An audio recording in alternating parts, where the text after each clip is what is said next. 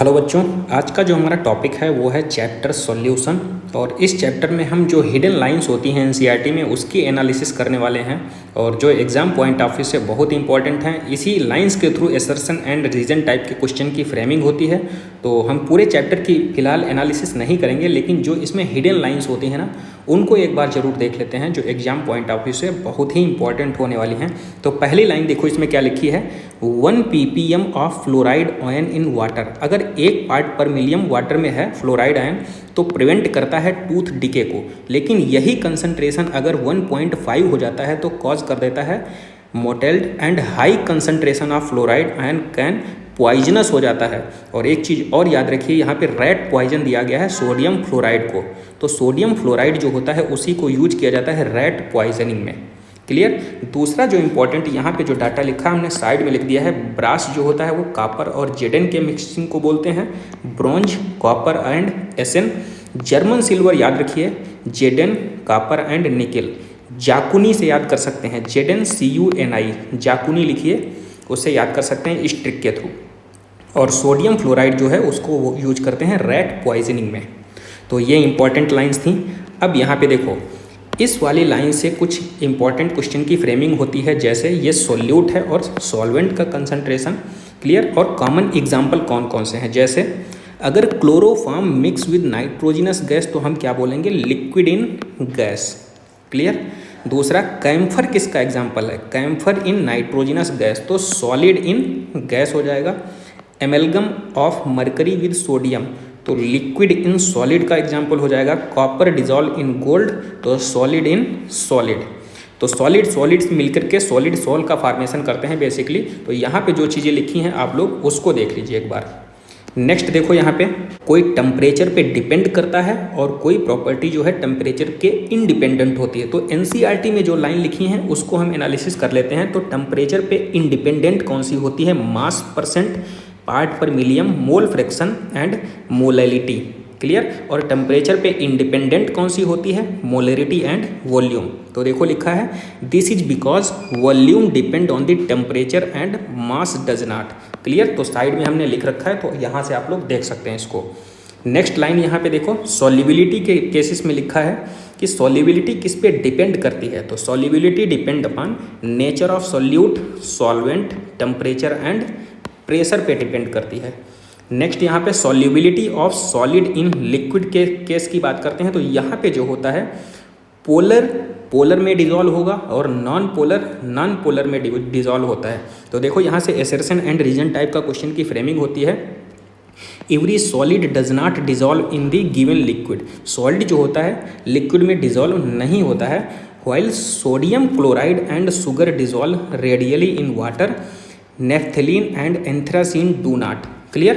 क्यों, other hand naphthalene and anthracene dissolve readily in the benzene but sodium chloride and sugar do not. क्यों, observe that polar solute dissolve in the polar solvent and non polar solute in the non polar solvent. तो यहाँ पे assertion and reason type के question की framing हो सकती है। इस लाइन को अच्छे से देख लीजिए एक बार। नेक्स्ट यहाँ पे देखो, डिसोल्यूशन प्रोसेस की अगर हम बात करते हैं तो देखो ली चैटलियर प्रिंसिपल है यहाँ पे। तो डिसोल्यूशन प्रोसेस जो होता है एक्सोथर्मिक भी हो सकता है और एंडोथर्मिक भी हो सकता है। एक्सोथर्मिक होगा तो डेल्टा H की वैल्यू जो होगी वो 0 से कम होगी, और डेल्टा H की वैल्यू 0 से ज़्यादा होगी तो बोल देंगे हम एंडोथर्मिक प्रोसेस। क्लियर।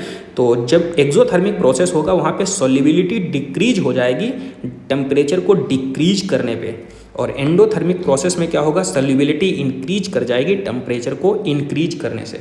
क्लियर। तो यहाँ पे ये लिखा है ली चैटलियर प्रिंसिपल के थ्रू। अब प्रेशर का इफेक्ट देखते हैं। तो यहाँ से भी इस लाइन से असर्शन एंड रीजन टाइप के क्वेश्चन की फ्रेमिंग हो सकती है। तो pressure does not have any significant effect on the solubility of solid in liquid. देखो बिकॉज लगा है ना, तो ये असर्शन एंड रीजन टाइप में पूछा जा सकता है। तो pressure does not have any significant effect on the solubility of solid in the liquid because solid and liquid are highly incompressible and partially remain unaffected by change in the pressure. तो ये assertion and reason time में framing की जा सकती है। Next देखो solubility of gases in the liquid की बात कर रहे हैं, तो हाइड्रोजन क्लोराइड गैस जो HCl गैस होती है हाईली सोल्यूबल होती है वाटर के अंदर। प्रेशर अगर बढ़ाएंगे तो सॉल्युबिलिटी ऑफ गैस बढ़ेगी। देखो वही लिखा, solubility of gas increase with increase in pressure, directly proportional होती है। यहाँ पे हेनरी लॉ देखो क्या कह रहा है, relation between pressure and solubility of gases in the solvent को डिस्क्राइब करता है। कौन सा law? Henry law. Next line, mole fraction of gas in the solution is proportional to the partial pressure of the gas over the solution. और partial pressure जो होता है KH into x. KH क्या है यहाँ पे? हेनरी लॉ कांस्टेंट है और इस फार्मूले के थ्रू यहाँ पे लिखा गया है।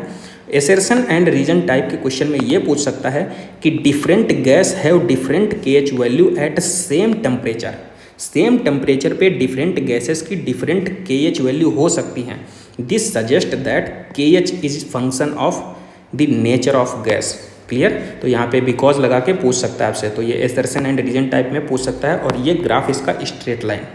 नेक्स्ट देखो, KH value for both N2 and O2 increase with the increase of temperature indicating that the solubility of gases increase with decrease in the temperature. क्यों होता है? This is due to the reason that aquatic species are more comfortable in the cold water rather than that of water. तो ये पहले लिख सकता है assertion में और रीजन में लिख सकता है यहाँ पे ये वाली line, solubility of gases increase with decrease in the temperature. तो ये भी एसर्शन एंड रीजन टाइप में पूछेगा। नेक्स्ट यहाँ पे Henry law several application in the industry biological phenomena. Clear? तो पहला देखो क्या कह रहा है, increase the solubility of CO2 in soft drink. Soft drink में सॉल्युबिलिटी इंक्रीज होती है एंड सोडा वाटर। द बोतल is settled under high pressure. High pressure पे बोतल को बंद किया जाता है। इससे क्या होता है कि उसके अंदर जो CO2 की अवेलेबिलिटी होती है ना, वो सॉल्युबिलिटी होती है वो बढ़ जाती है। Increase the solubility of CO2। Clear? दूसरा देखो, स्कूबा डाइवर्स। देखो स्कूबा डाइवर्स क्या होता है, जो पानी के अंदर रहते हैं ना, उसमें क्या होता है, with high concentration of dissolved gases while breathing in the high pressure under water। High pressure पे उनमें ब्रीदिंग होती है, लेकिन क्या होता है जैसे ही वो पानी से बाहर आते हैं तो increase the pressure increase the solubility of the atmospheric gases in the blood. लेकिन देखो क्या करें, when the diverse come toward surface, जैसे ही सरफेस की तरफ आते हैं तो प्रेशर जो होता है ग्रेजुअली डिक्रीज। तो एसर्शन में दे देगा इंक्रीज, तो यहाँ पे क्या होता है, प्रेशर डिक्रीज करता है। Clear? This release the dissolve gas and leads to the formation of the bubbles of nitrogen in the blood. तो इसकी वजह से क्या होता है कि नाइट्रोजन के बबल्स जो होते हैं ब्लड में बन जाते हैं और ये ब्लॉक कर देता है कैपिलरी को और इससे लाइफ थ्रेटनिंग कंडीशन डेवलप हो सकती है, painful and dangerous to the life. तो इससे बचने के लिए हम क्या करते हैं, तो उनके जो गैसेस होती हैं ना, उसमें हीलियम हम ऐड कर देते हैं। देखो, the tank used by the scuba divers are filled with the air diluted with the helium. Clear? 11.7% helium होती है, 56.2% नाइट्रोजन एंड 32.1% ऑक्सीजन। तो यहाँ पे ये गैस जरूर याद रखिए कि हीलियम को उसमें ऐड कर दिया जाता है नाइट्रोजन के बबल जो बनते हैं उनको प्रिवेंट करने के लिए। नेक्स्ट देखो यहाँ पे, high altitude and partial pressure of the oxygen is less than that of the ground level. तो इस कंडीशन में क्या होता है, एनेक्सिया हो जाती है। Low blood oxygen cause climbers to have weak and unable to think. तो सिम्टम्स क्या है, एनेक्सिया। इफेक्ट ऑफ टेम्परेचर की अगर हम बात करते हैं तो solubility of gases in liquid decrease with rise in temperature. Temperature को बढ़ाएंगे तो सॉल्युबिलिटी गैसेस की डिक्रीज कर जाएगी लिक्विड के अंदर। ली चैटलियर प्रिंसिपल देखो, as dissolution of an exothermic process the solubility should decrease with increase in temperature. तो solubility of gases in liquid decrease करेगी, टेम्परेचर बढ़ाएंगे तो। राउल्ट्स लॉ क्या कह रहा है देखो, for any solution the partial vapour pressure of each volatile components in this solution is directly proportional to the mole fraction. Mole fraction के directly proportional होता है। देखो पार्शियल प्रेशर फर्स्ट का और मोल फ्रैक्शन के डायरेक्टली प्रोपोर्शनल हो रहा है यहाँ पे। ये vapour pressure of the pure solvent है, ये वाला ग्राफ देख लीजिए। अब यहाँ पे हम बात करते हैं ideal and non ideal solution. यहाँ से क्वेश्चन की फ्रेमिंग बहुत अच्छे से की जाती है। जो राउल्ट लॉ को फॉलो करेंगे उसको बोल देंगे हम आइडियल सोल्यूशन और जो राउल्ट लॉ को नहीं फॉलो करेंगे उसको हम बोल देंगे नॉन आइडियल सोल्यूशन। तो आइडियल सोल्यूशन में देखो क्या होता है, enthalpy of mixing of the pure component to form the solution is zero, volume of the mixing is also zero होती है। तो डेल्टा एच बराबर जीरो होगा और डेल्टा वी मिक्सिंग बराबर जीरो होगा। तो देखो आइडियल सोल्यूशन में क्या होता, सेम के बीच में जो इंट्रामालिकुलर हाइड्रोजन बॉन्डिंग होती है, इंट्रामालिकुलर अट्रैक्टिव फोर्स होता है, तो वो बराबर होता है डिफरेंट वाले के। तो ये याद करना इंपॉर्टेंट है, ए बी बी बराबर होता है ए बी के। तो सेम के बीच में जो इंट्रामालिकुलर बॉन्डिंग होती है वो डिफरेंट वाले के बराबर होती है। तो ऐसे ही देगा, तो ये हो जाएगा आइडियल सोल्यूशन के लिए। एग्जाम्पल कौन से हैं आइडियल सोल्यूशन के लिए, एन हेक्सेन हो गया, ब्रोमो इथेन और क्लोरोफॉर्म, बेंजीन एंड टॉलुइन। तो ये हो गया आइडियल सोल्यूशन में। ये एग्जाम्पल आपको बहुत अच्छे से देखना है क्योंकि यही एग्जाम्पल एनसीईआरटी में लिखे गए हैं, हमने साइड में लिख दिया है।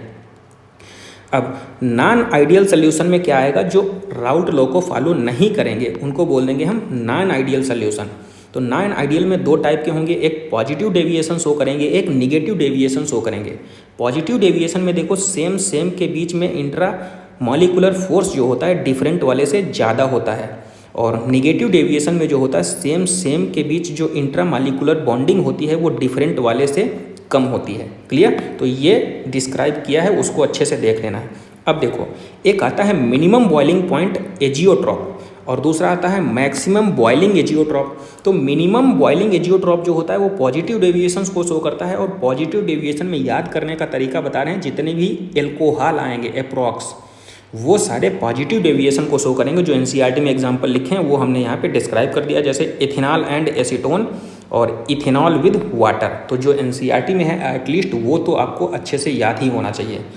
इथेनॉल और एसीटोन कैसा है, पॉजिटिव डेविएशन, और इथेनॉल विद वाटर है तो पॉजिटिव डेविएशन।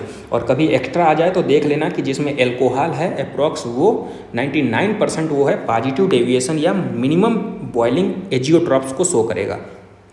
अब मैक्सिमम बॉइलिंग एजियोट्रॉप जो होता है वो नेगेटिव डेविएशन को शो करता है, जैसे phenol and aniline, chloroform and acetone, nitric acid and water, nitric acid with water. तो ये जो एनसीईआरटी में एग्जांपल हैं ये आपको 100% याद होनी चाहिए, और अगर एक्स्ट्रा आ जाए तो देख लेना कि जिसमें एसिड है वो 99% वो होता है निगेटिव डेविएशन को शो करेगा।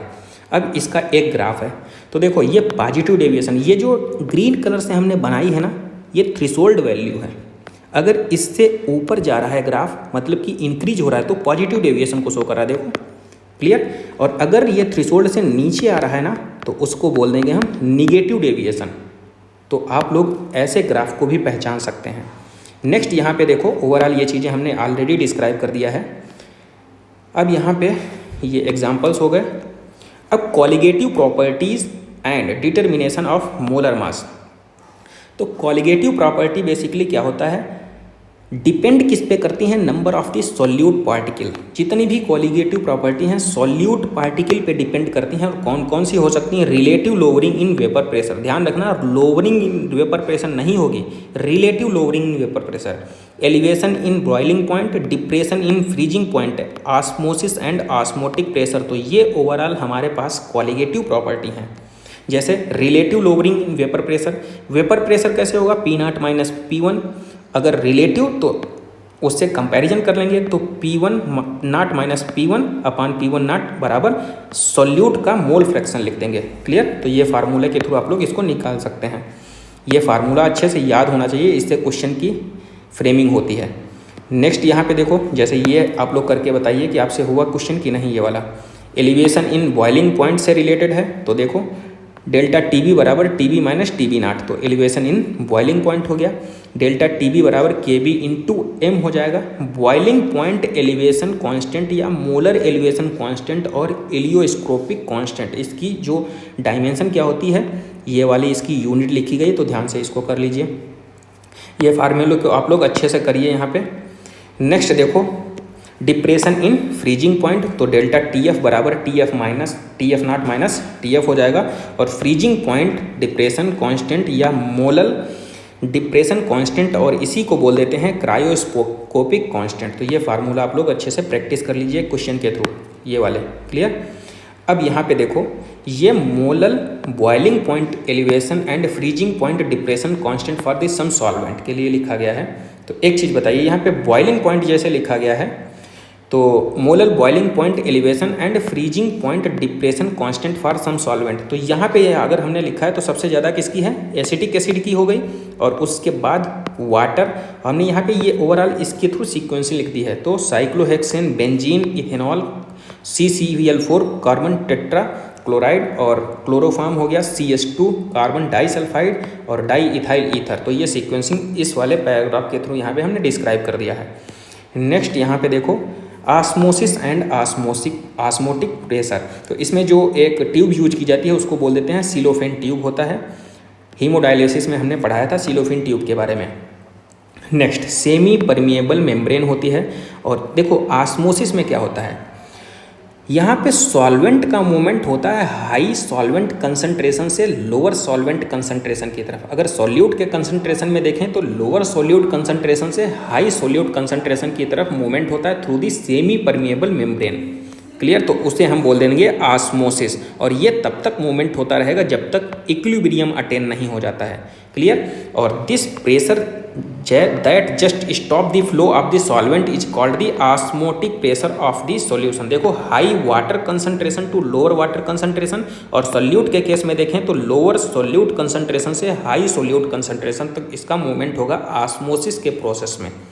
क्लियर, अब देखो इसका फार्मूला क्या होता है, पाई बराबर CRT, सी कंसंट्रेशन होता है तो सी की जगह पर रख देंगे हम N/V, तो हो जाएगा कि पाई बराबर N/V/RT हो जाएगा इसका फार्मूला। क्लियर, इस मेथड के थ्रू किसका डिटर्मिनेशन किया जाता है, तो molecular weight molar mass determine किया जाता है protein, polymer and micro molecule. यहाँ पे आपको माइक्रो मॉलिक्यूल दे देगा तो इनकरेक्ट हो जाएगा। अब यहाँ पे देखो एक सॉल्यूशन के टाइप से बताया गया है बेसिस ऑफ दिस सॉल्यूट का कंसंट्रेशन कितना है। ठीक है, हाइपरटोनिक हो सकता है, हाइपोटोनिक हो सकता है एंड आइसोटोनिक सॉल्यूशन हो सकता है। सॉल्यूट का कंसंट्रेशन अगर सॉल्वेंट से ज़्यादा है तो बोल देंगे हाइपरटोनिक सॉल्यूशन, और इस कंडीशन में सेल जो है वो श्रिंक कर जाएगी। हाइपोटोनिक सॉल्यूशन में अगर सॉल्वेंट का कंसंट्रेशन ज़्यादा होता है तो उसमें सेल स्वेल कर जाएगी, और आइसोटोनिक सॉल्यूशन में सॉल्यूट और सॉल्वेंट बराबर होता है, इस कंडीशन में कोई इफेक्ट नहीं पड़ेगा। इसीलिए क्या होता है हमारी ब्लड वेसल के अंदर जो RBC होती हैं ना तो श्रिंक करती हैं ना तो स्वेल करती हैं। क्यों, वहाँ पे आइसोटोनिक मीडियम होता है। यहाँ पे एक कंडीशन लिखी है, people taking a lot of salt और salty food experience water retention in tissue cells and intercellular space because of osmosis. तो इस कंडीशन में क्या हो जाता है, पफीनेस अपीयरेंस हो जाती है, स्वेलिंग, तो इसको बोल देते हैं एडिमा। क्लियर, अब नेक्स्ट यहाँ पे देखो रिवर्स ऑस्मोसिस क्या होता है। रिवर्स ऑस्मोसिस में क्या होता है, डिसैलिनेशन ऑफ द सी। समुद्र का पानी जो खारा होता है ना उसको मतलब कि मीठे पानी में चेंज किस प्रोसेस के थ्रू करते हैं, रिवर्स ऑस्मोसिस के प्रोसेस के थ्रू। इसमें जो मेम्ब्रेन यूज होती है वो सेलुलोज एसीटेट का यूज किया जाता है। देखो यहाँ पे लिखा है cellulose acetate is permeable to water but impermeable to impurity and ion present in the sea water. ये याद रखना है, सेलुलोज एसीटेट। नेक्स्ट यहाँ पे देखो एबनॉर्मल मोलर मास की बात की गई है, और यहाँ पे एक 1/2 फैक्टर दिया है I। तो 1/2 फैक्टर क्या होता है, आयन को मतलब कि डिसोसिएशन को काउंट करता है। जैसे KCl में 2 पार्ट में टूट गया तो I बराबर 2 हो गया। एथेनोइक एसिड में 0.5 लिखा है तो इसको याद कर लीजिए आप लोग, एथेनोइक एसिड इन बेंजीन तो 0.5। यहाँ पे देखो कॉलिगेटिव प्रॉपर्टी के बारे में फार्मूला एक साथ लिख दिया है, relative loading in vapour pressure of the solvent, तो P0 - PS/P0 बराबर I/N2/N1। Elevation in boiling point delta TB बराबर I/KB/M।